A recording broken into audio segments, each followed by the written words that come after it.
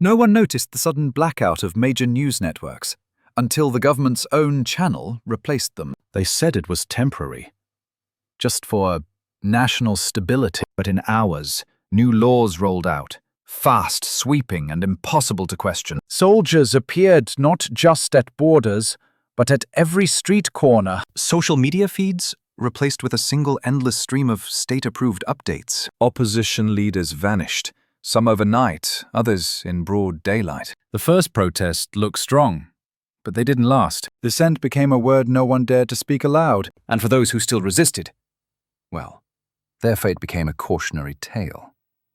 Schools rewrote history overnight, children reciting loyalty pledges instead of the Pledge of Allegiance. Textbooks showed smiling leaders where past presidents once stood. Economic policy.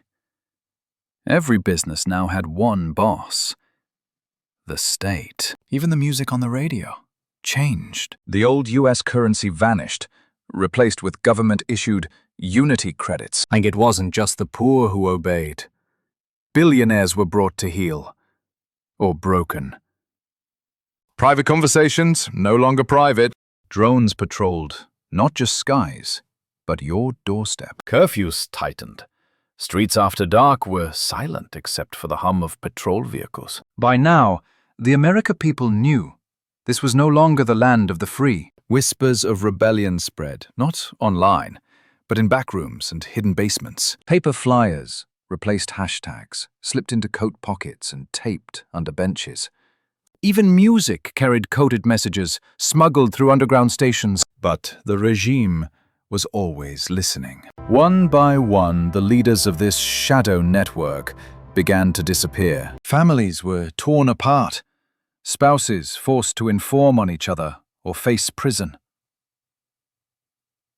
Every act of resistance came at a price. And yet, some refused to surrender. They called themselves the Second Sons of Liberty. Their plan? Not to survive, but to strike. They struck first at the regime's propaganda towers. When the blasts echoed, the city woke to chaos. The regime's response was swift and merciless. Curfew became permanent.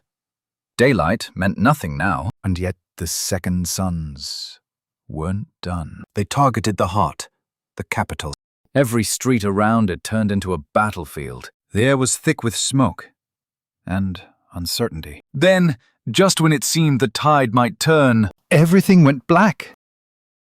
When the smoke cleared, the capital's steps were littered with the fallen. The regime declared it a victory for peace, but behind closed doors, they were shaken. They doubled the patrols, doubled the arrests. The rebels, they went deeper underground. Whispers spoke of a second strike, one the regime wouldn't survive. The people were starting to believe maybe freedom wasn't gone forever. Their plan?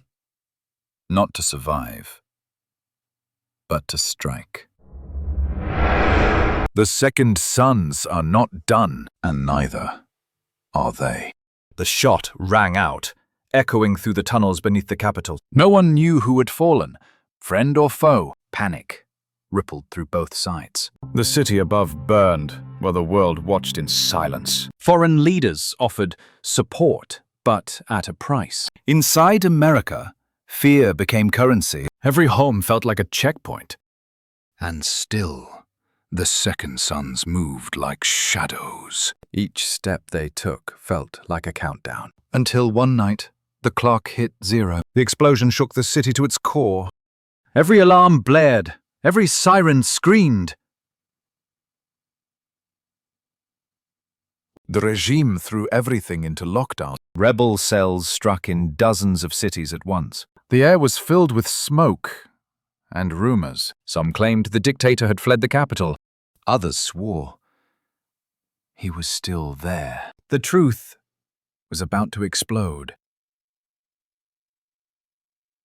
1 second, everything was chaos. The next,